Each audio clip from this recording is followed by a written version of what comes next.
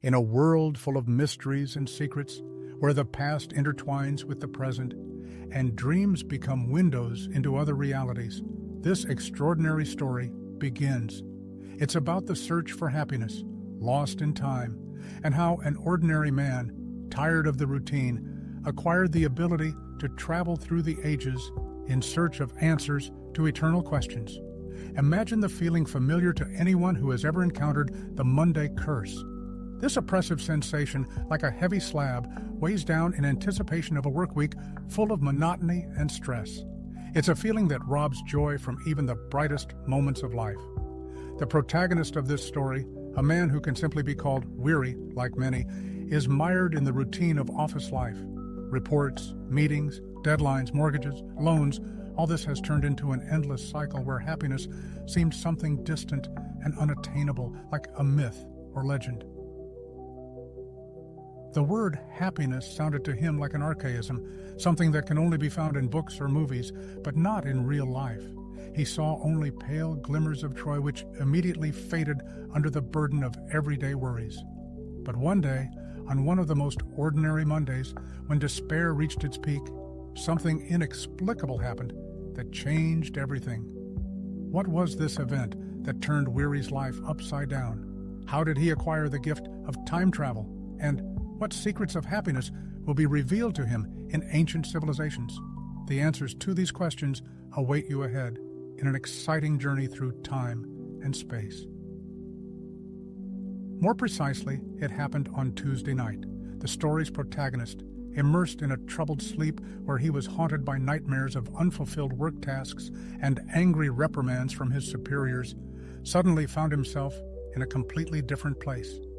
It was not an office space, not his dreary dwelling, and not even a traffic jam on the Moscow Ring Road. He stood in the center of a vast hall, illuminated by golden light. Majestic columns, adorned with mysterious hieroglyphs, stretched upwards, disappearing into the twilight. The air was filled with the aroma of incense, mixed with something ineffably ancient and mysterious. The protagonist was barefoot and dressed in a simple linen tunic. People in unusual outfits scurried around, their headdresses resembling animal heads. "Obviously, these are not my colleagues. Where am I?" he whispered, and his voice echoed through the hall. A tall man in white robes, with a shaved head and a staff in his hand, approached him. His gaze radiated calmness and wisdom, and his voice sounded deep and velvety. "You are in the Temple of Mot, traveler," he said, "and your appearance here is no accident." "Mot?" the protagonist asked. "Is it related to Egypt?" The man nodded affirmatively. "You are right. You are sleeping, but your spirit is making a journey. You are looking for answers, and the gods have given you the opportunity to find them." "Answers to what questions?" the protagonist wondered. "To questions about happiness," replied the priest, as he assumed. "You are tired of your life, have lost joy, and now you have a chance to embark on a journey through time and space to learn how the great civilizations of the past understood happiness. You will meet sages, philosophers, kings, and perhaps find what you are looking for." Thus began his incredible adventure. Is it a gift or a curse? The ability to travel in dreams through different eras became his chance for salvation, an opportunity to break out of the vicious circle of meaningless existence and finally find lost happiness. And the first destination was ancient Egypt, the land of pharaohs, pyramids, and the mysterious goddess Ma'at. Chapter 1. Ancient Egypt, in search of harmony, Ma'at, cosmic order, and personal prosperity. The echo of the priest's words continued to vibrate in the narrator's mind as he surveyed the surrounding space. The majestic temple, steeped in an atmosphere of solemn tranquility, was a truly unforgettable sight. Rays of sunlight, penetrating through narrow openings in the walls, created intricate light patterns on the floor, as if giving new life to ancient hieroglyphs. "Ma'at," he whispered, trying to recall all his knowledge of this concept. Separate fragments of information surfaced in his mind. A goddess, crowned with a feather, the embodiment of truth, impartiality, and order. But what did this mean for a mere mortal? How could Mott help him, a modern office worker exhausted by the routine of the 21st century, find long-awaited happiness? The priest, as if guessing his innermost thoughts, gave him a warm smile.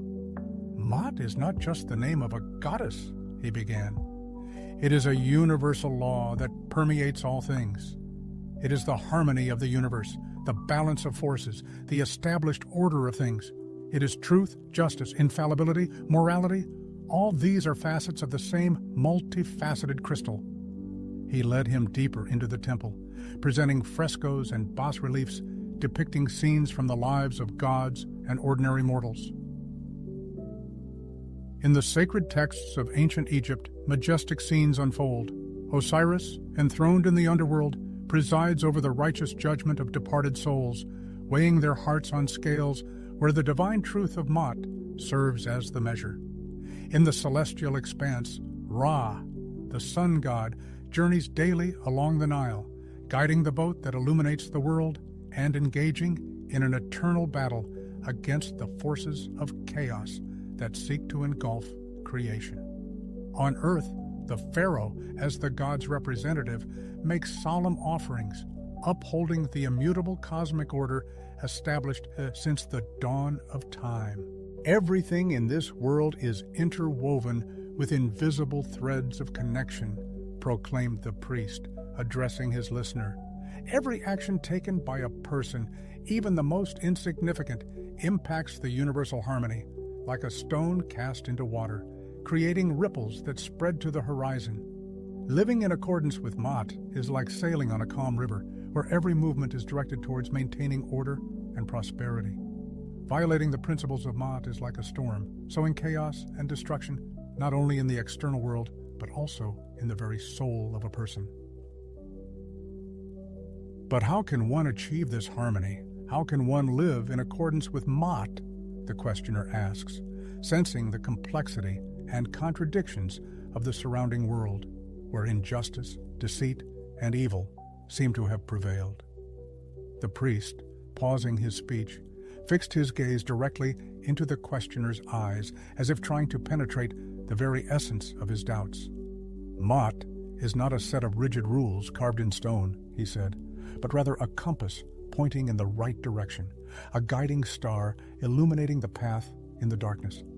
It is a path that each person must walk independently, relying on their conscience and reason, on their inner sense of justice and goodness. The priest explained that living in harmony with Mott encompasses several key aspects, each of which is an integral part of the whole. The truth of Mott is not only about speaking the truth, but also about being honest with oneself and others, rejecting lies, deceit, and slander, which, like poisonous snakes, crawl into the soul and poison it. The justice of Mott is not only about impartiality towards everyone, but also about actively protecting the weak and oppressed, preventing harm to others, refraining from theft and envy, which are like rust corroding the soul. The order of Mott is not only about maintaining cleanliness and organization in one's life, in one's home, and in the workplace, but also about striving for clarity and harmony in one's thoughts, eliminating chaos and confusion. The righteousness of Mott is not only about following moral principles, but also about showing kindness, compassion, and mercy to all living beings, seeing in each a reflection of the divine origin.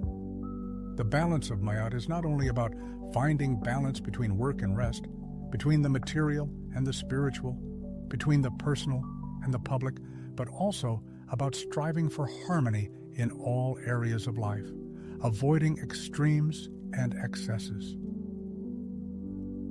The Egyptians believed that after death, a person's soul appears before the judgment of Osiris, where their heart is weighed, the priest continued. If the heart is burdened with sins, like a stone tied around the neck, if the person has violated the principles of Mott, they will face eternal oblivion, forgotten in the abyss of chaos. But if the heart is light, like the feather of Mott, if the person has lived righteously, following the voice of their conscience, they will have eternal life in bliss, in the fields of Iaru, where rivers of milk and honey flow. In response to the assertion of disbelief in the afterlife, the priest countered, emphasizing that Mot is not just a concept related to the afterlife, but a fundamental principle of life itself.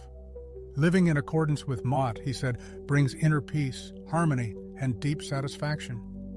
A person living in accordance with this principle feels part of something greater, establishes a strong connection with the surrounding world, other people, and the divine origin. The priest spoke about various practices that helped the ancient Egyptians maintain Mot in their daily lives. These practices included rituals, regular prayers and offerings to the gods, active participation in religious festivals, meditation, and solitude for reflecting on the meaning of life and one's place in the universe. No less important was ethical behavior, adherence to moral norms, respect for elders, care for neighbors, as well as honest and conscientious work for the benefit of society. All these elements,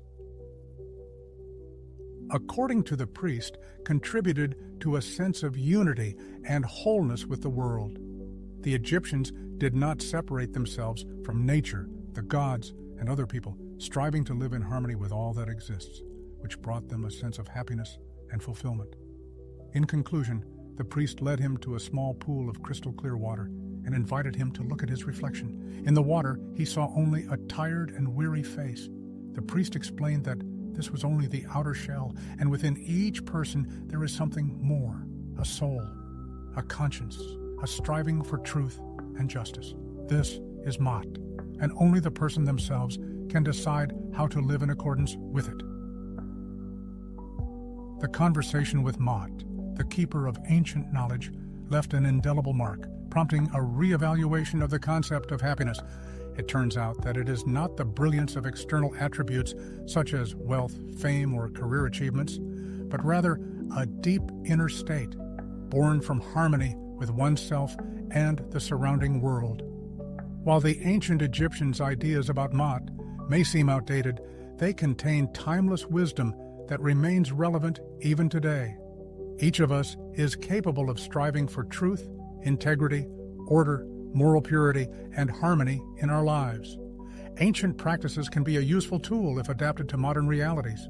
Meditation, for example, when practiced regularly, can calm the mind, relieve stress, and lead to emotional balance. Ethical behavior, manifested in honesty, fairness, and compassion, is not just a set of words, but the foundation for building healthy relationships with others and oneself. Equally important is balance, the ability to find the golden mean between work and rest, material goods and spiritual values, personal needs and social obligations. Finally, unity with nature, whether it's walking in the fresh air or simply contemplating its beauty, helps restore vitality and find lost harmony. Helping others, participating in charitable events, volunteering, and selflessly dedicating oneself to the needs of society create a sense of community and deep connection with those around us. Happiness is not an end goal, but rather a fascinating journey, and Mot acts as a reliable guide, helping to stay on the right path.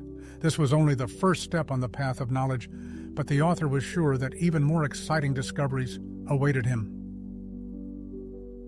Chapter 2 is dedicated to ancient Mesopotamia, where the Epic of Gilgamesh raises questions of mortality and the search for meaning in life.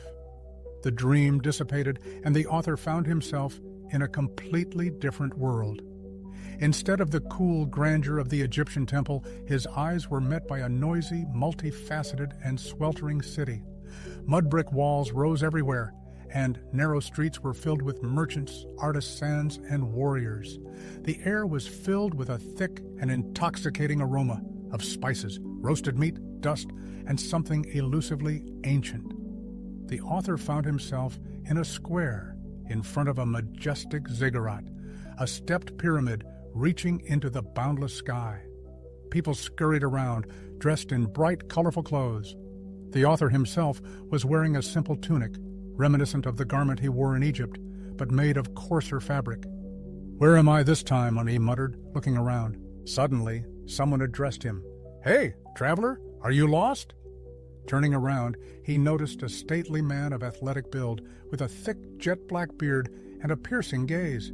His waist was adorned with an exquisitely crafted belt, and a short skirt covered his hips. A bizarre headdress, remotely resembling horns, crowned his head.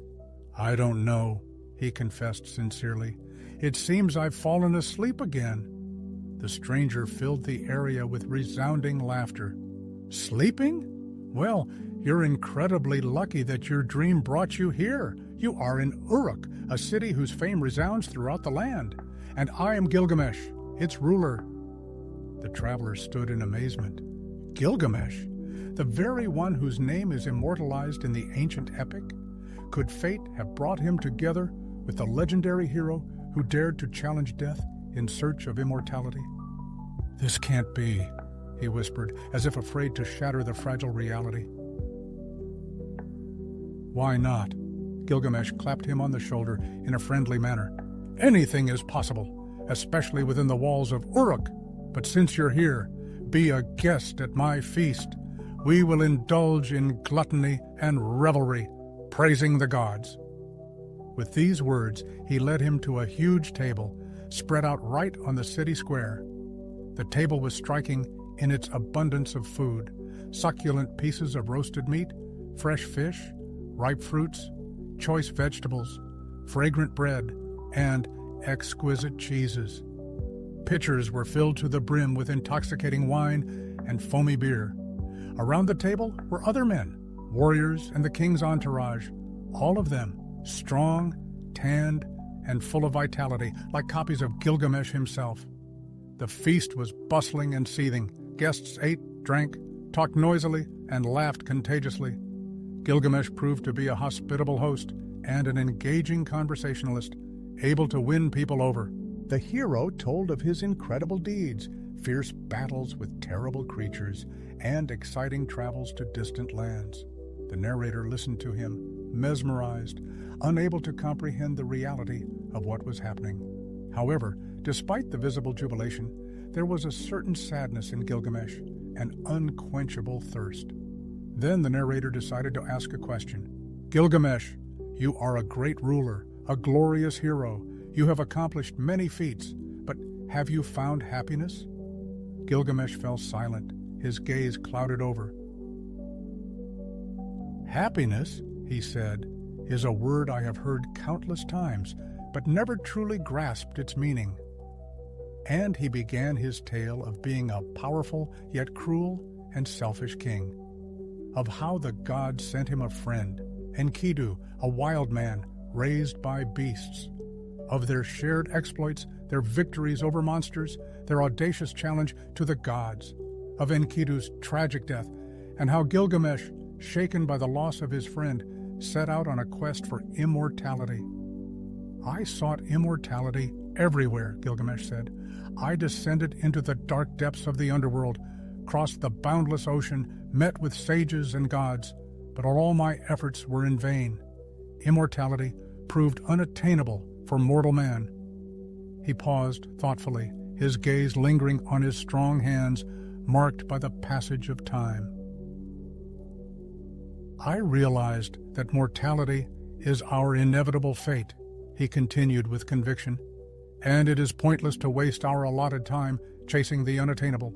We must cherish what is given, the loyalty of friends, the depth of love, the bright moments of each day, to perform deeds worthy of remembrance by posterity. In this, perhaps, lies true happiness." He filled his cup with sparkling wine, and raising it, proclaimed, "So let us drink to life, to a brief but dazzling journey, full of exciting adventures and great achievements, to fellowship that is stronger than death itself, to memory that will outlive us." Those present shared his toast, and a wave of warmth spread through his body. Gilgamesh's words resonated deeply in his soul. He too had previously sought happiness in unattainable distances, in distant dreams, losing sight of the fact that life is here and now. The story of Gilgamesh is a timeless lesson for humanity, a narrative about accepting the transience of existence and searching for the meaning of life.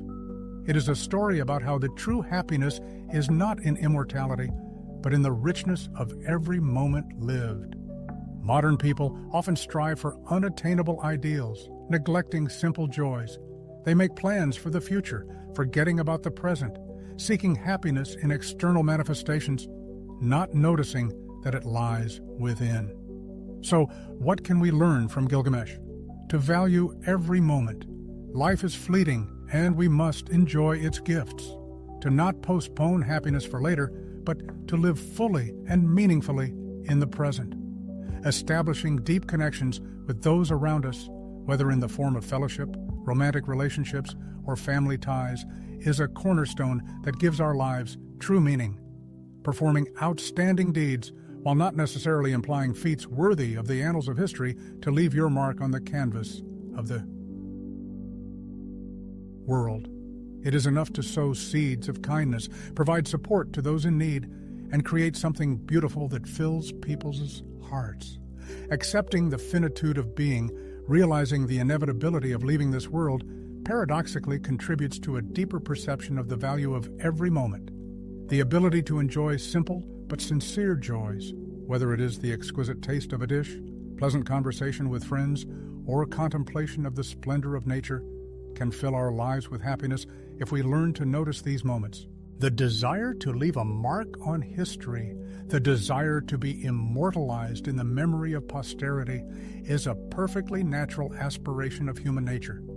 However, one should strive for this not through fruitless attempts to obtain eternal life, but through real, tangible deeds.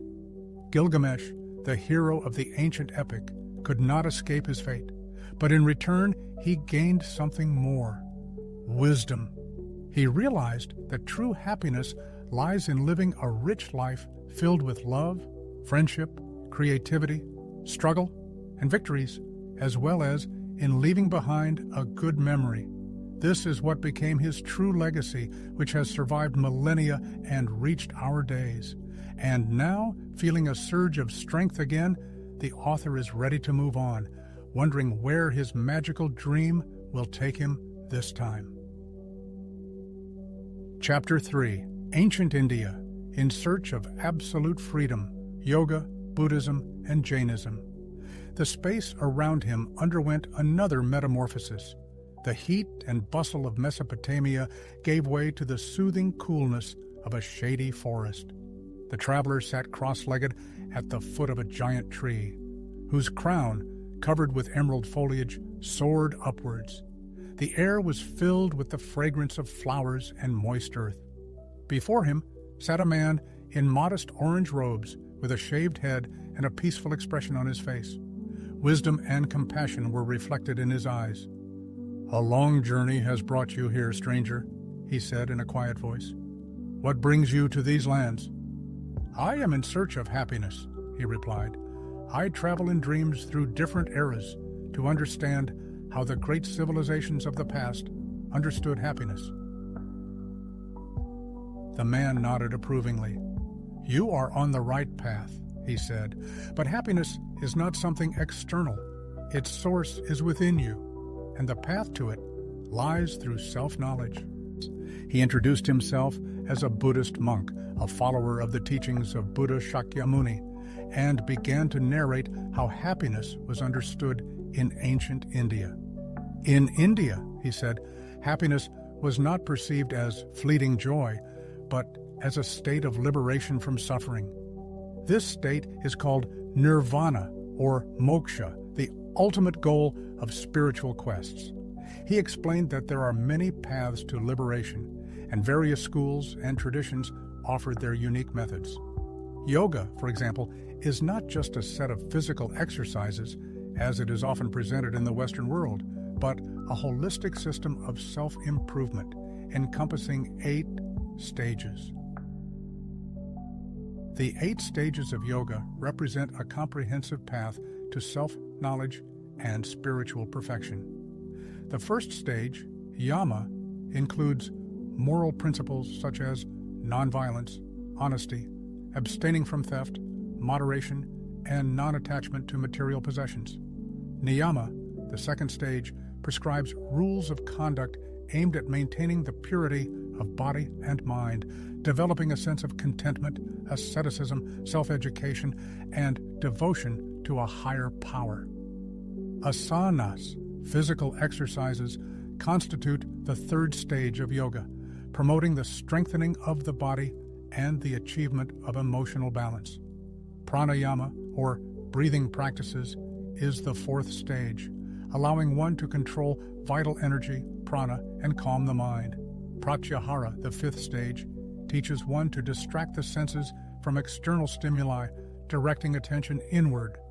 Dharana, the sixth stage, implies concentration of attention on a chosen object, preparing the mind for deeper states. Dhyana, or meditation, the seventh stage, promotes the deepening of awareness and the achievement of inner peace. Samadhi, the eighth stage, represents the highest state of enlightenment, unity with absolute reality. Yoga is not just a set of exercises, but a holistic path to harmony with oneself and the universe, the monk asserted. It is a way to free oneself from selfish desires, attachments, and sufferings that overshadow our lives.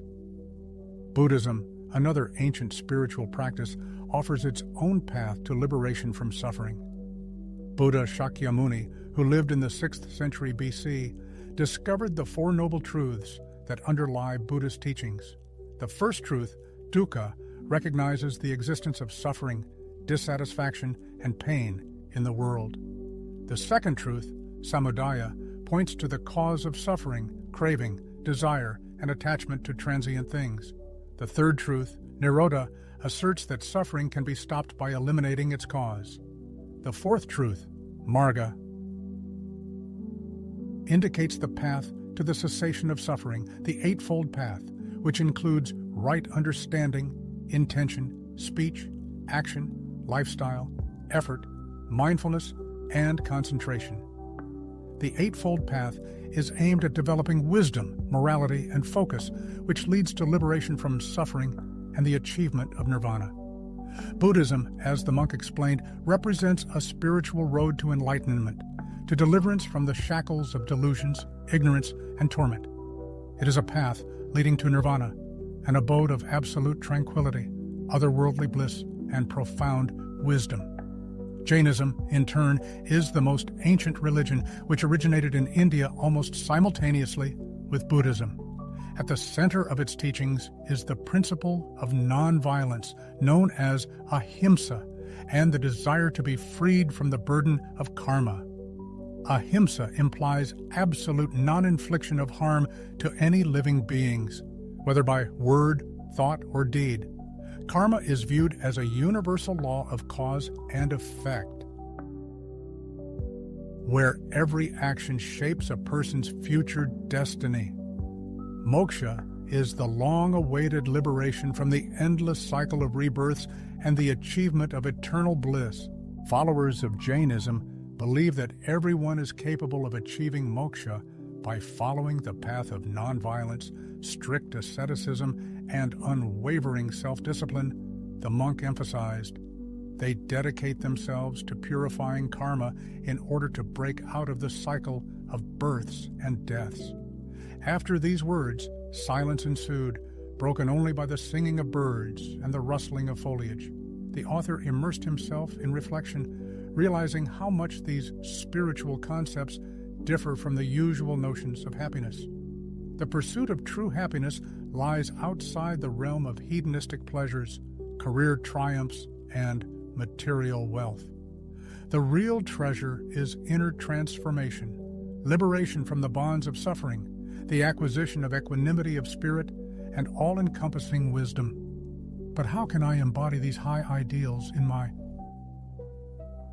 everyday life, I wondered, when I am immersed in a different reality, in a cycle of different concerns? In response, the monk gave me a warm smile, full of understanding. The principles that I have revealed to you, he said, have universal applicability.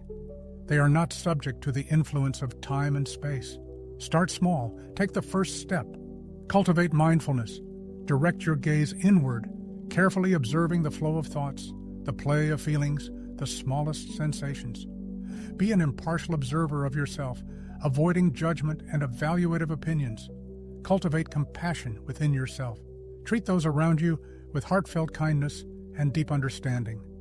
Extend a helping hand to those in need. Learn to let go. Do not allow the past to hold you captive. Do not worry about the future.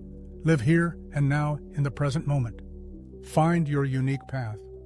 It is not necessary to don monastic robes to practice yoga, Buddhism, or Jainism. You can extract from these teachings the elements that resonate with your soul and organically weave them into your life. Remember that happiness is not a final destination, but a fascinating journey, the sage concluded. It is a constant work on oneself, a relentless pursuit of self-improvement, and this path originates in the depths of your being. Ancient India offers us a lesson that is relevant even today, revealing a deep and comprehensive understanding of happiness. Ancient sages instruct that true happiness lies not in external achievements and fleeting joys, but in a stable inner state. This is a state of freedom from torment and mental anguish achieved through tireless work on oneself. Self-knowledge is a close study of the depths of one's own self, an exploration of thoughts, feelings, motivations, and hidden motives. Self-discipline is a strict control over insatiable desires, turbulent emotions, and rash actions. Self-improvement is the continuous development of the best qualities, the eradication of shortcomings, and work on weaknesses. Compassion, as the highest form of love, is manifested in caring for the well-being of all living beings. Mindfulness is the ability to live here and now with full attention to the present moment, without being distracted by regrets about the past or anxieties about the future. Ancient practices, such as yoga and meditation, serve as powerful tools for calming the restless mind, relieving stress, and finding cherished inner peace. Following moral principles, such as nonviolence and truthfulness, allows one to live in harmony with oneself and the surrounding world. The ability to let go of unnecessary attachments and accept life in all its diversity is another important step on the path to happiness. Happiness is not an external object that can be acquired, but rather a precious seed that must be cultivated within oneself day after day. And the wisdom of ancient India can be a compass, pointing the right direction on this difficult but fascinating path. And what awaits us ahead? Chapter 4, Ancient China, Tao, Confucius, and the Art of Living in Harmony with the Universe. The dream takes me back to picturesque lands. A bamboo grove of extraordinary beauty stretches before me. Rays of sunlight, piercing through the dense curtain of foliage, play with whimsical shadows. My attention is wholly captured by the soothing silence as I slowly make my way along a barely noticeable path. Somewhere in the distance, I hear the melodious murmur of a stream, echoing the trills of forest birds. Soon the path leads me to a small clearing where an old man sits on a mat under the shade of a huge tree. His attire is simple white clothing, and his long gray hair and beard sway in time with the light breeze. In his hands, he holds a brush, passionately drawing hieroglyphs on a scroll. I decide to approach, and the old man raises his gaze to me, filled with clarity and wisdom. "Greetings, traveler," he says. "What brings you here?" "I am in search of happiness," I reply. In my dreams, I travel through time, striving to understand how the great civilizations of the past understood happiness. The old man gives me a smile. "You have come to the right place," he says.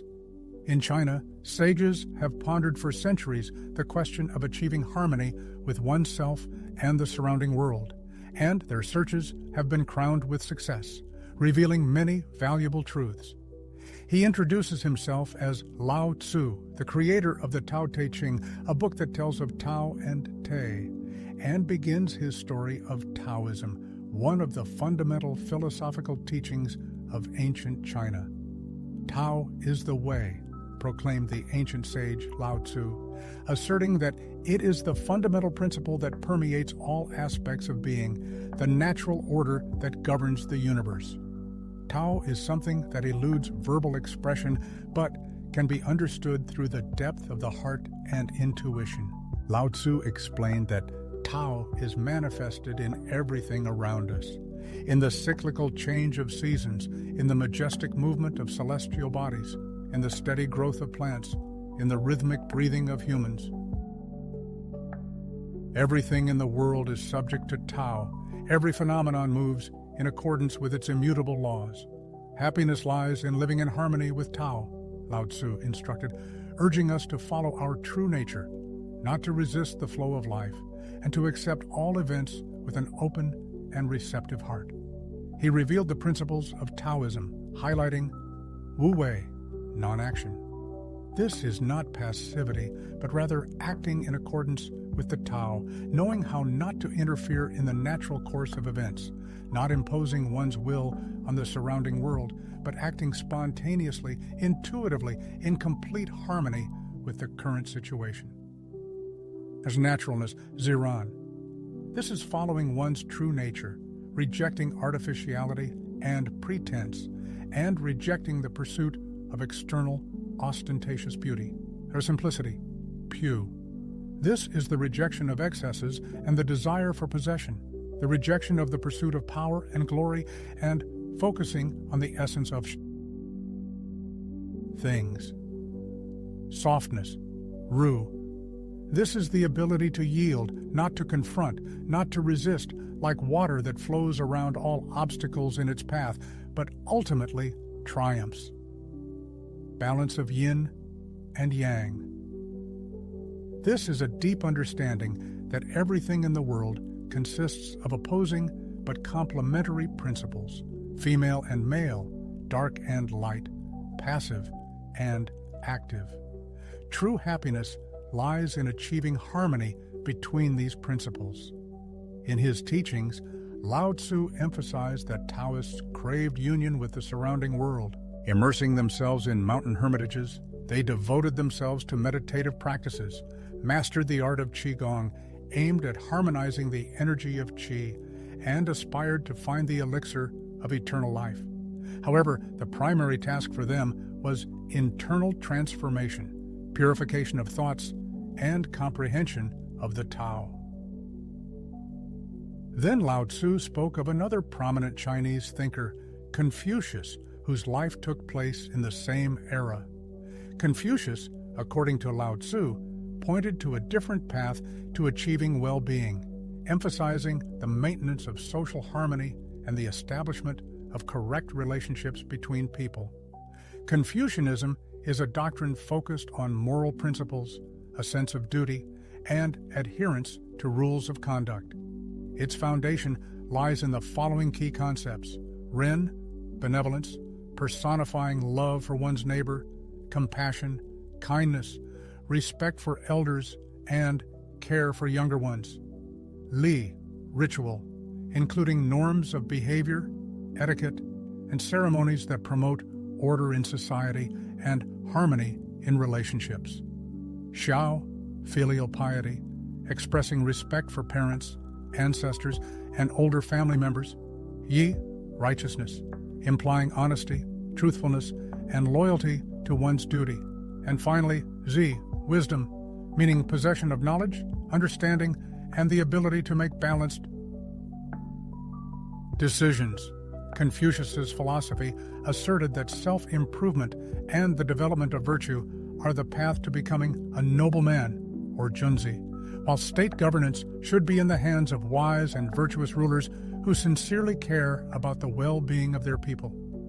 Lao Tzu, reflecting on the differences between Taoism and Confucianism, noted that although they are different paths, they do not contradict each other, but rather complement each other. Taoism offers a path to inner harmony, while Confucianism aims at achieving social harmony. Both of these aspects, according to the sage, are important for achieving happiness. The ancient wisdom of China reveals to us two complementary approaches to understanding happiness. Taoism teaches us to live in harmony with nature, to find moments to communicate with it, to admire its beauty, and to learn wisdom from it. This teaching calls us to follow our true nature, to accept ourselves as we are, without striving to be someone else. It is important not to resist the flow of life, but to accept all events with an open heart, not dwelling on the past and not worrying about the future. Taoism also teaches the principle of non-action, that is, action that is spontaneous, intuitive, in harmony with the environment, without imposing one's will on the world. The pursuit of simplicity, the rejection of excesses, the desire for possession, the pursuit of power and glory are the key aspects of the Taoist worldview. Confucianism, as a valuable spiritual heritage, calls each person to the constant improvement of moral qualities, which are the foundation of a virtuous life. This involves developing such important traits as mercy and compassion for one's neighbor, unwavering honesty and a keen sense of justice, loyalty to one's obligations, and adherence to established norms of behavior. A special place in Confucian ethics is occupied by the veneration of elders and care for the younger generation, which contributes to maintaining stability and order in society. No less important is the constant pursuit of new knowledge, the expansion of intellectual horizons, and the adoption of balanced, wise decisions that benefit both the individual and society as a whole. Serving the public interest, actively participating in improving the lives of others, building harmonious relationships with relatives, friends, colleagues, and everyone around us are the pillars on which the Confucian model of an ideal society is based. In today's world, full of challenges and changes, the principles of Confucianism can be successfully integrated into everyday life, taking on new forms and adapting to the realities of today. Practices of meditation and Qigong aimed at achieving mental balance and strengthening physical health are becoming increasingly popular. Studying philosophical treatises and historical chronicles expands the horizons of consciousness and deepens the understanding of the world. Participating in charitable actions and helping those in need brings not only benefits to others, but also a sense of deep satisfaction. Ultimately, achieving happiness is not an external goal that requires constant searching, but an internal state of harmony with oneself, the surrounding world, and other people. The wisdom accumulated over the centuries in ancient China can be a valuable compass on this path, pointing the right direction and helping to find true happiness and prosperity. Chapter 5 marked the arrival in Greece, where a panorama of philosophical inquiries about the nature of happiness in ancient Hellas unfolded, presented by Epicurus, the Stoics, and Aristotle. The rays of the sun filled the space, the hum of the agora created a unique atmosphere, and disputes raged, transporting consciousness to the heart of ancient Athens, to an era when philosophy reached its peak. In a vision, the narrator found himself on a hillside from which a magnificent view of the Acropolis, a temple erected in honor of the goddess Athena, opened up. People in white robes gathered around, passionately discussing pressing issues. At the center of their discussions was the concept of happiness, its essence, and ways to achieve it. One of those present, a man with a cheerful appearance, proclaimed, "Happiness lies in pleasure. The pursuit of pleasure and the avoidance of suffering is the true meaning of existence." The second, with an ascetic appearance and a stern look, disagreed. "Happiness is virtue. To live in harmony with reason and duty, to curb passions, to accept the blows of fate with equanimity and courage. This is the path to happiness." The third, a wise old man with a long beard and a penetrating gaze, offered a compromise. "You are both right, but only partially. Happiness is not just pleasure or virtue, it is prosperity, eudaimonia, the full realization of one's potential, a life filled with deep meaning." It became obvious that the narrator was witnessing a lively debate between representatives of various philosophical schools of ancient Greece. the Epicureans, the Stoics, and the followers of Aristotle, and he decided to contribute to this discussion. "I apologize for inadvertently interfering in your conversation," I said, attracting the attention of strangers. "I am also actively searching for the formula for happiness. Could you share your views in more detail?" The men exchanged meaningful glances, after which one of them, distinguished by his impressive physique, kindly replied, "Of course. My name is Epicurus, and I am the founder of a philosophical movement that proclaims pleasure as the highest goal of human existence, and, therefore, synonymous with happiness." Epicurus was quick to clarify that his followers, the Epicureans, are not supporters of unbridled, hedonistic bacchanalia, as it may seem at first glance. He made a clear distinction between different categories of pleasures, highlighting 1. Pleasures that are natural and necessary, such as satisfying basic needs for food, water, and sleep. 2.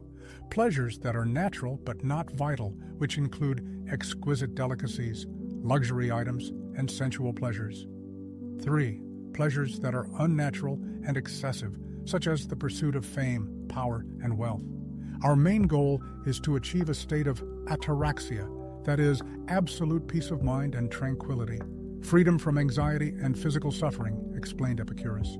To achieve this goal, it is necessary to avoid everything that can cause pain and cause anxiety: participation in political intrigues, ambitious aspirations, fear of death. One should lead a modest lifestyle surrounded by faithful friends, enjoying the simple and sincere joys that life gives us. After a short pause, the second man, distinguished by his tall stature and lean physique, joined the conversation. "My name is Zeno, and I represent the school of Stoicism," he said with dignity. "We teach that true happiness lies in virtue." The sage began his story with the fact that the Stoics, deeply convinced of the dominance of fate and the predetermination of the universe, did not call for inaction and submission at all. On the contrary, they saw the meaning of life in actively resisting evil, in the tireless struggle with their own vices and passions, in following the voice of reason and a sense of duty. Our goal is to achieve apathy, that very equanimity of spirit, when external events have no power over our emotions, proclaimed Zeno, and his words sounded like a call to action. To achieve this state, one must cultivate virtues such as courage, temperance, justice, and wisdom. It is necessary to accept all of life's blows with composure and dignity, avoiding complaints, grumbling, or envy. At that moment, a venerable elder with a flowing beard joined the conversation, introducing himself as Aristotle. He stated that his understanding of happiness lies in eudaimonia, the genuine flourishing of human life. He explained that eudaimonia is not merely a fleeting state, but a continuous process, an active unfolding of one's full human potential, living in complete accordance with one's nature. Man is a being endowed with reason and living in society, Aristotle asserted, his voice filled with unwavering confidence. Therefore, to achieve true happiness, it is necessary to constantly develop one's intellect, abilities, and virtues. It is necessary to actively participate in the life of society in political activities and to build harmonious and lasting relationships with those around us. Aristotle, a profound thinker of antiquity, identified several key aspects of eudaimonia, a state often translated as happiness or flourishing. First and foremost, he emphasized the importance of rational activity, that is, the active use of human intelligence to understand the world, solve complex problems, and express oneself creatively. Equally important, according to the philosopher, are virtues, moral qualities such as courage, temperance, justice, generosity, and friendliness. The development of these qualities, Aristotle believed, plays a significant role in achieving genuine happiness. External goods, such as health, material well-being, loyal friends, and a strong family were also seen by Aristotle as factors contributing to flourishing. However, the philosopher stressed that these goods should not be an end in themselves, but rather serve as support for the development of virtues and the realization of rational activity. In addition, Aristotle placed great importance on political life, that is, active participation in the governance of the state and concern for the common good. He believed that a person can achieve full happiness only if they are a responsible citizen and contribute to the prosperity of society. Happiness is not a reward for virtue, but virtue itself, Aristotle asserted, emphasizing that happiness is not simply a pleasant sensation, but an active activity corresponding to virtue, the result of one's own efforts and not mere chance. Reflecting on the various aspects of happiness, the author seeks to understand what lessons from the teachings of ancient philosophers can be applied to one's own life. The philosophy of ancient Greece offers several different but complementary approaches to understanding happiness. Epicurus, for example, taught to appreciate the simple joys of life, such as socializing with friends, enjoying delicious food, and relaxing in nature. According to the philosopher, it is these simple pleasures that can bring true happiness if one learns to notice and appreciate them. Epicurus urged people to avoid suffering, not to strive for unattainable goals, not to fear death, and not to worry about things that cannot be changed. He advised living modestly, not chasing luxury, not envying others, and being content with what one has. An important aspect of Epicurus's philosophy was the development of ataraxia, a state of mental tranquility and serenity that allows one to maintain balance in all life situations. The philosophy of Stoicism offers us a path to life based on reason and a sense of duty, urging us to restrain our passions and make decisions based on strict logic and unwavering moral principles. Cultivating virtues such as courage, temperance, justice, and wisdom becomes the cornerstone of our strength and resilience in the face of life's challenges. The Stoics teach us to accept our fate without unnecessary complaints or grumbling, without pointlessly resisting what is beyond our control. The development of apathy, that is, the ability to maintain emotional detachment in the face of external events, is key to achieving inner peace and harmony. In contrast, Aristotle calls us to fully realize our potential, to develop our inherent abilities, talents, and virtues in order to live a life filled with meaning and purpose. He emphasizes the importance of using reason, actively participating in public life, and building harmonious relationships with those around us. Striving for eudaimonia, that is, living in accordance with one's true nature, engaging in activities that bring satisfaction and meaning, is a central element of his philosophy. At the same time, Aristotle does not urge us to neglect external goods such as health, strong friendships, and a happy family, recognizing their important role in our overall flourishing. Ultimately, both philosophical schools converge on one point: reason should be our guiding principle throughout life, leading us on the path to wisdom and happiness. Each of us is free to choose which principles to integrate into our daily lives, finding what resonates most with our inner needs and beliefs. For example, the practice of meditation can be a powerful tool for achieving inner balance, developing equanimity, ataraxia, and cultivating the ability to detach from negative emotions, apathy. Delving into the depths of philosophy can significantly broaden one's horizons, stimulate intellectual growth, and develop critical thinking. Regular exercise, in turn, is the key to good health, physical endurance, and vitality. We should not forget the importance of social connections. Communication with friends brings joy, support, and a sense of belonging to society. Participation in public life allows everyone to contribute to improving the world around them, to feel their importance, and to fulfill their civic duty. It is important to realize that happiness is not an ephemeral substance to be sought in the external world, but rather an internal state cultivated through conscious activity, the development of virtues, and the full realization of one's potential. In this context, the wisdom of ancient Greece can serve as a valuable compass, pointing the right direction on the path to self-improvement and harmony. Chapter 6 transports us to the era of ancient Rome, where thinkers such as Cicero, Seneca, and Marcus Aurelius shone. The sounds of the lyre and lively voices instantly immerse us in the atmosphere of that era. Suddenly, you find yourself in the heart of the majestic Roman Forum, surrounded by monumental marble columns, magnificent statues, and buildings that impress with their splendor. Before your eyes are people in traditional togas, influential senators, talented orators, and lively merchants. A group of people focused around a tall man giving a speech attracts attention. His voice sounds powerful and convincing, and every movement is full of expression. The famous orator questioned what could compare to the desirability of wisdom, its value, and its beneficial impact on human nature.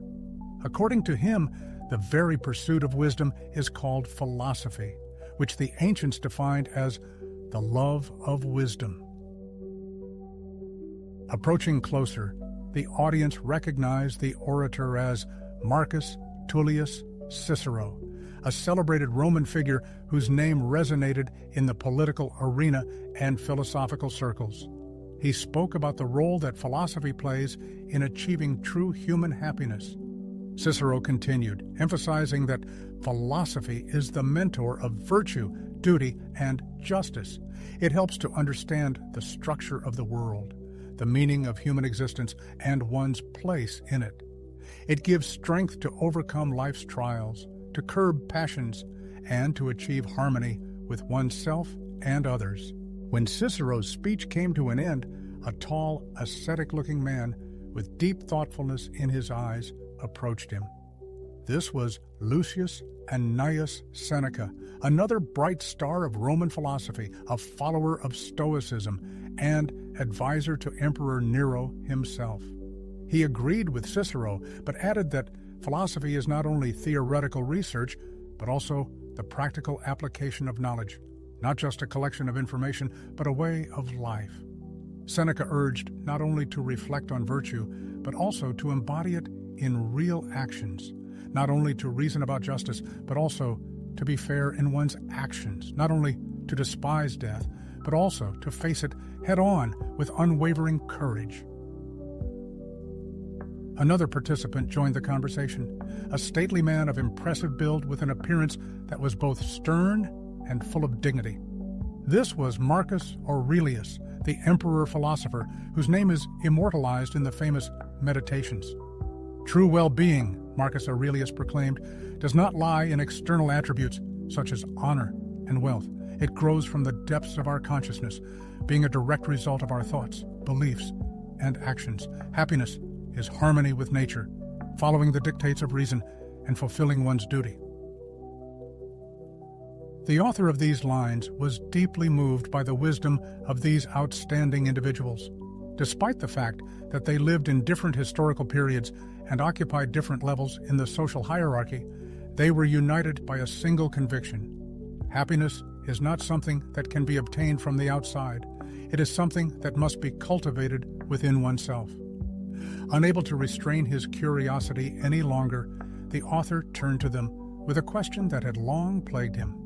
How can I embody your philosophy in my daily life? My world is so different from yours, and I am surrounded by completely different problems. Cicero, Seneca, and Marcus Aurelius exchanged glances and smiled. The principles that we proclaim, Cicero replied, have enduring value and universality. They are not subject to the influence of time and space. You can certainly apply them in your life, adapting them to the conditions in which you find yourself. The author was offered wise advice, like echoes from the depths of centuries past, from the greatest minds of antiquity, whose thoughts still retain their relevance and significance today. Cicero, the outstanding Roman orator and philosopher, called for unceasing knowledge through the study of philosophy and reading books, seeing in this the path to a deep understanding of the meaning of life, awareness of one's own values, and the definition of life goals. He emphasized the need to develop virtues such as honesty, justice, courage, temperance, and prudence, considering them the foundation of a moral personality. Fulfilling one's duty to family, society, and the state, striving for the common good, caring for one's neighbors, these are the principles that, according to Cicero, should determine a person's behavior. A special place in his teaching was occupied by friendship, which he considered a priceless gift, asserting that life without friendly ties loses all meaning. Seneca, the Roman Stoic philosopher, instructed to live in the present moment, not allowing the past to overshadow the present and the future to instill anxiety. He urged to regard death with disdain, perceiving it not as a tragedy, but as a natural part of the life cycle.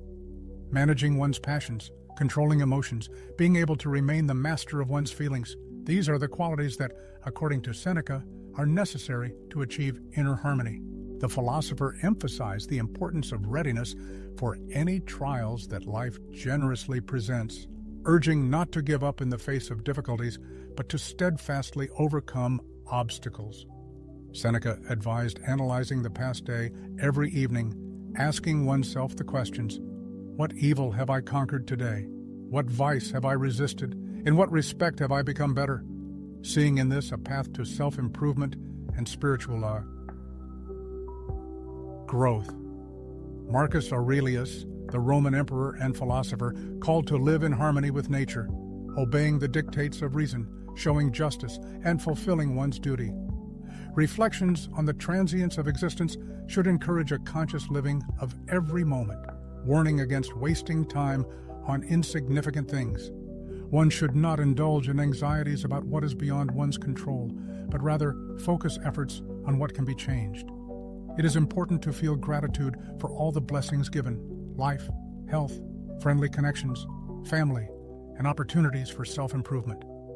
Every morning, one should remind oneself of the inevitability of encountering intrusiveness, ingratitude, audacity, treachery, envy, and incompatibility, explaining this by people's ignorance of good and evil.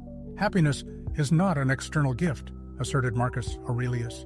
It grows from within, shaped by our thoughts, actions, and attitude towards the world.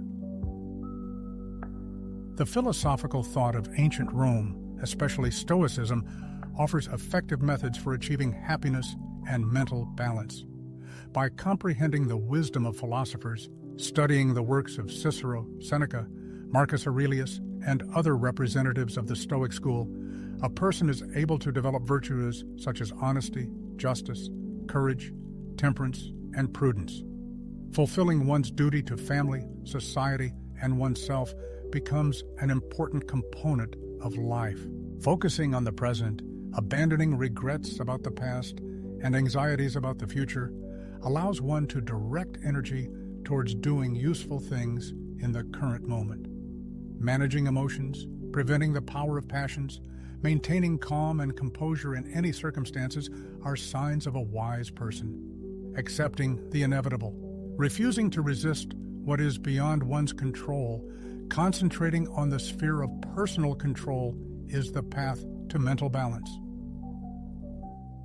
Gratitude for the available blessings, the ability to appreciate them, and the absence of complaints about what is lacking are important aspects of a happy life. Philosophy is not just abstract reasoning, but a practical guide to action, a path to wisdom, happiness, and a fulfilling life, where the legacy of ancient Rome serves as a valuable guide. Apparently, the exciting journey was nearing its logical conclusion. Chapter 7, marked as Interlude, Synthesis of Millennia, or How the Subconscious Built Bridges, evoked an extraordinary feeling. The hero seemed to float in weightless space, surrounded by shimmering visions and fragmentary remarks. The faces of clergymen, monarchs, and thinkers flashed before him like patterns in a kaleidoscope. Their sayings echoed in his mind, intertwining with reflections, memories, and knowledge gleaned from books and lectures. This process resembled the work of a high-performance computing device processing a colossal array of data. The subconscious, enriched with countless pieces of information from past eras, sought to compare them with modern knowledge, find points of contact, and build bridges between different periods of time. In this swirling stream of consciousness, parallels began to emerge, connecting ancient concepts with modern philosophical and psychological currents. A telling example is the comparison between positive psychology and Aristotle's eudaimonia. Modern positive psychology, pioneered by Martin Seligman, bears a striking resemblance to Aristotle's ideas about flourishing as a result of realizing one's potential. Seligman identifies 5 key components of well-being: positive emotions, such as joy, gratitude, hope, and love; engagement, a state of flow when a person is completely absorbed in a fascinating activity; relationships, strong social connections and support from loved ones; meaning, a sense of belonging to something greater than oneself; and achievement, a sense of competence, mastery, and success. These elements remarkably echo Aristotle's reflections on rational activity, virtues, external goods, and political life as integral components of eudaimonia. Acceptance and commitment therapy, ACT, and the philosophy of Stoicism represent a surprising interweaving of ideas. ACT, the brainchild of Stephen Hayes, calls on us to radically accept our own thoughts and feelings, abandoning futile attempts to eradicate them. Instead, the emphasis shifts to purposeful actions that resonate with our deepest values. This shows a clear similarity to the Stoic concept of apatheia, equanimity of spirit, the ability to maintain inner balance, not succumbing to emotional storms caused by external circumstances. Both Hayes' teachings and Stoicism unanimously assert that the key to a happy life lies in accepting the inevitable, be it our past or other people's thoughts, and concentrating efforts on the sphere of our control, our actions and reactions. Parallels are also found between cognitive behavioral therapy, CBT, and Buddhism. CBT, developed by Aaron Beck, offers an effective toolkit for transforming negative thoughts and beliefs that are the source of mental suffering. This approach resonates with the Buddhist teachings of the Four Noble Truths and the Eightfold Path. According to Buddhist philosophy, suffering is caused by our attachment to distorted perceptions of reality. The path to liberation, in turn, lies through painstaking work on oneself, changing thinking and behavior. In the psychology of happiness and self-realization, self-determination theory, developed by Edward Deci and Richard Ryan, occupies an important place. It asserts that in order to achieve harmony and well-being, an individual needs to satisfy 3 fundamental psychological needs. First, there is autonomy, a sense of freedom in making decisions and controlling one's own life. Second, competence, confidence in one's abilities and mastery in solving problems. And finally, relatedness, a sense of belonging to society and closeness with others. Interestingly, these postulates resonate with Taoist philosophy, in particular with the principle of naturalness, Ziran. This principle calls for following one's true nature, rejecting artificiality and hypocrisy. Taoists also highly valued simplicity, moderation, and rejection of striving for external gloss, which echoes the need for autonomy, emphasizing the importance of inner freedom and independence from external circumstances. In the modern world, the practice of mindfulness is gaining increasing popularity, especially in the context of reducing stress and increasing psychological well-being. Mindfulness is the ability to direct attention to the present moment without being distracted by judgments and evaluations. This approach which has become widespread in the West through specialized programs, has its roots in ancient Eastern meditative practices, such as Vipassana in Buddhism and Zazen in Zen Buddhism. Both ancient and modern practices teach us to be in the present, to observe our thoughts and emotions without judgment, which promotes the development of inner peace and clarity of mind, allowing us to interact with the world more consciously and harmoniously. Viktor Frankl's logotherapy and the eternal call of meaning. At the heart of logotherapy, the brainchild of Viktor Frankl, lies a deep conviction that the pursuit of meaning is a fundamental human need, a driving force that does not weaken even in the darkest life circumstances. Frankl's experience of surviving the horrors of concentration camps serves as a vivid confirmation of this.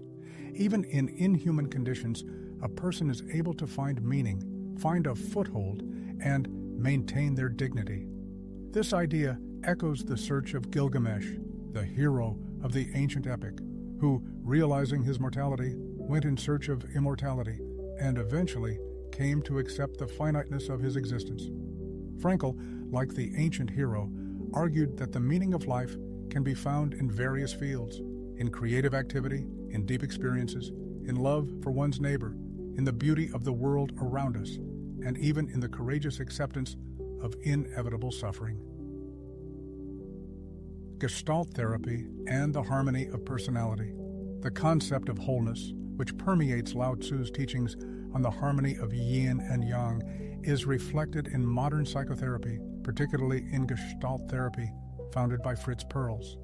A key concept in Gestalt therapy is integrity, or holism, a view of the person as a unified system that integrates body, mind, and emotions. The goal of Gestalt therapy is to help individuals restore lost harmony, become aware of their true needs, and learn to effectively satisfy them. These parallels are just a small fraction of the interconnections that are revealed through a deeper look at the history of psychology and philosophy. The author realized that ancient wisdom is not just a collection of outdated ideas, but a valuable source of knowledge that is applicable and useful to modern individuals. Modern scientific research largely confirms and expands upon the discoveries of the sages of bygone eras. It was reminiscent of assembling a vast mosaic, where each fragment, an ancient idea or a modern theory, took its place, forming a unified picture. This picture gave the author an understanding of how to live a happier, more meaningful, and fulfilling life. The author felt gratitude for this level of awareness, for the opportunity to see how the wisdom of millennia intertwines with modern knowledge, creating a solid foundation for his personal path to happiness. In conclusion, one can speak of the infinity of the path and the synthesis of the wisdom of the ages. The sounds subsided, the images gradually dissolved, but did not disappear without a trace. Rather, they transformed, turning into something else, not memories, but sensations of depth, peace, and understanding. Egyptian Ma'at, Mesopotamian Gilgamesh, Indian Buddha, Chinese Lao Tzu, Greek Epicurus, Roman Seneca, names and faces merged into one, forming a single image of wisdom, timeless and boundless. And this wisdom addressed the author not with words, but rather with vibrations, energy, and meaning. It spoke of the fact that happiness is not a final goal, not a prize that can be obtained and settled down with. It is about an endless process of self-discovery, constant self-improvement, and the achievement of inner harmony. This is not an attempt to escape from reality, not a denial of inevitable difficulties, and not a naive search for eternal happiness. Rather, it is an acceptance of all that exists, oneself, the surrounding world, life in all its facets, with its ups and downs, moments of joy and sorrow. This is not passive observation from the sidelines, not withdrawal into oneself, and not a rejection of active action. On the contrary, it is active involvement in life, in interpersonal relationships, in creativity and creation. It is making one's contribution to the common good, serving ideals that transcend personal interests. There is no place here for strict dogmas, rigid rules, and uniquely correct solutions. What is important is flexibility of mind, the ability to adapt to change, learn new things, and constantly develop. Openness to new experiences, knowledge, and perspectives is essential. The wisdom of ancient generations is not a set of ready-made answers to all questions, but rather a compass pointing in the right direction. It is not a detailed map with a planned route, but rather a starry sky by which each person charts their own life path. And this path is not a straight line, but an ascending spiral. With each new turn, there is a rise to a new level of awareness, understanding, and harmony. But the path itself never ends. There is always room for growth, new goals, and unexplored horizons. And this is not a burden, not a heavy duty, but a source of inspiration and joy. Joy of discovery, personal growth, fullness of being, and awareness of one's inextricable connection with the eternal flow of life. Joy from the very process of moving forward. The author feels that he is standing on the threshold of something fundamentally new, a turn in development, a stage in life's journey, a deep self-knowledge, striving for boundless wisdom. May this path be illuminated with light, filled with peace and harmony. He is no longer the exhausted man who fell asleep the night before. He has found something invaluable, the realization that happiness is not an ephemeral illusion, not a fairy tale, and not an unattainable dream. It is a perfectly achievable reality, open to everyone, but happiness is not something that can be obtained from the outside. It cannot be bought with money, achieved with fame, or taken from another. Happiness is something that must be created within oneself. Ancient civilizations, each in its own way, pointed him to this inner happiness. Ancient Egypt taught harmony with oneself and the surrounding world, living in accordance with truth, justice, and the established order. Mesopotamia called for accepting the inevitability of death, recognizing the value of each moment, the importance of friendly ties, and significant achievements. India pointed to liberation from suffering through self-knowledge, self-discipline, compassion, and deep awareness. China called for unity with nature, following the Tao, social responsibility, and the development of virtuous qualities. Ancient Greece saw the ideal in reasonable activity, the development of virtues, the realization of one's potential, the achievement of equanimity of spirit, ataraxia, and dispassion, apathy. Ancient Rome taught to live in accordance with nature and reason, to fulfill one's duty, and to control one's emotions. Numerous philosophical and spiritual teachings, despite their seeming differences, converge on one fundamental assertion. True happiness grows from within. It is not an external circumstance, but an internal state of harmony with oneself, the surrounding world, and other people. Achieving this harmony is a continuous process, requiring constant self-improvement and striving for personal growth. The author has come to believe that there is no universal recipe for happiness. Each individual must pave their own path, develop a personal philosophy of happiness based on unique experiences and values. Of course, the path to awareness was not an instant transformation. The author is still subject to fatigue, anger, and disappointment. However, he now perceives these negative emotions not as insurmountable obstacles, but as an integral part of the journey of life. He realizes that he possesses the tools and knowledge to cope with difficulties, find moments of joy in everyday life, and move forward towards his own unique understanding of happiness. As a result of a deep study of the works of outstanding thinkers of the past, and based on personal experience, the author has formulated 10 key principles that contribute to a happier and more meaningful life. These principles are not magic spells, but rather practical tools that require regular application and conscious practice. 1. Starting the day as a moment of renewal. Abandon the impulsive habit of checking your phone immediately after waking up. Instead, dedicate the first 10 to 15 minutes of the day to silence and solitude. This could be time devoted to meditation, performing a few yoga poses, a sun salutation ritual, pranayama breathing exercises, or simply contemplating the beauty of the surrounding world outside the window. The main task is to create a positive attitude for the day ahead, calm turbulent thoughts, and strengthen the connection with the inner self. 2. A gratitude journal as a remedy against negativity. Make it a habit to write down 3 to 5 moments each evening for which you feel grateful during the day. These can be simple joys, such as fragrant coffee, a friendly smile from a stranger, beautiful weather, an interesting conversation, success at work, or support from loved ones. By focusing on the positive aspects of life, you gradually retrain your brain to perceive happiness and satisfaction. 3. Freedom from digital addiction as a way to regain control. Set aside at least 1 hour a day when you completely disconnect from all electronic devices. Use this time to read a book, take a walk in the fresh air, communicate with loved ones, or engage in a favorite hobby. Regain the ability to manage your attention and time without allowing technology to dominate your life. 4. Small acts of kindness as a catalyst for positive change. Strive to perform at least one small act of kindness every day. Hold the door for the person behind you. Give up your seat on public transport. Offer help to a colleague.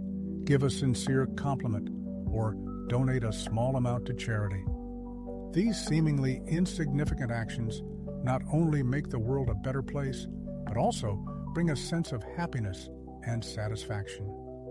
5. Movement is life, and physical activity is an integral part of it. It is necessary to find an activity that you enjoy, whether it be yoga, energetic dancing, swimming, jogging in the park, leisurely walks, or bike rides, and dedicate time to it on a regular basis. Physical activity not only helps to strengthen the body and maintain health, but also has a beneficial effect on emotional state, helping to cope with stress and increasing overall tone. 6. Mindful eating is not just about satisfying hunger, but a kind of meditative practice. You should eat slowly, focusing on each piece, enjoying the variety of tastes, aromas, and textures. It is important to avoid overeating and consuming harmful products, turning each meal into a conscious ritual rather than a mechanical absorption of calories. Connecting with people is a powerful tool for maintaining emotional balance. It's essential to nurture close relationships with loved ones, family, and friends. Don't be afraid to openly express your feelings, share your concerns, and seek support. Human interaction is one of the most important sources of joy and happiness in life. A thirst for knowledge is a path to continuous development and enrichment of life. You should never stop learning, constantly discovering something new. Reading books, watching documentaries, taking online courses, and learning foreign languages all contribute to intellectual growth and make life more interesting and fulfilling. In today's world, full of stress and anxiety, nature acts as a healing balm for the soul. Don't neglect the opportunity to immerse yourself in its embrace, because even a short walk in the park or a trip to the countryside can work wonders. Contemplating picturesque sunsets, the soothing singing of birds, all this helps to restore emotional balance, relieve accumulated tension, and find the much-needed sense of harmony with the world around you. In everyone's life, there are inevitably situations that cannot be changed, and it is important to learn to accept them with wisdom and humility. On the other hand, you need to be able to let go of what weighs you down and prevents you from moving forward. Don't cling to the past, full of regrets, or worry excessively about the uncertain future. It is much more productive to focus on the present moment, live here and now, following the principle that Marcus Aurelius once voiced: do what you should, and let come what may. Of course, the above tips are just a small part of what can help on the path to happiness and self-realization. Each person is unique, and therefore it is important to experiment, look for your own keys to emotional well-being, and form a personal philosophy of life based on individual needs and values. It is important to remember that happiness is not a final goal, but rather a fascinating journey filled with constant movement, development, and self-improvement. It is a continuous process that lasts throughout life, and the awareness of this fact allows you to look to the future with confidence, relying on the wisdom accumulated over the centuries and on your own unique life experience. The gift of dreamlike wanderings, which arose so unexpectedly, left the narrator just as suddenly.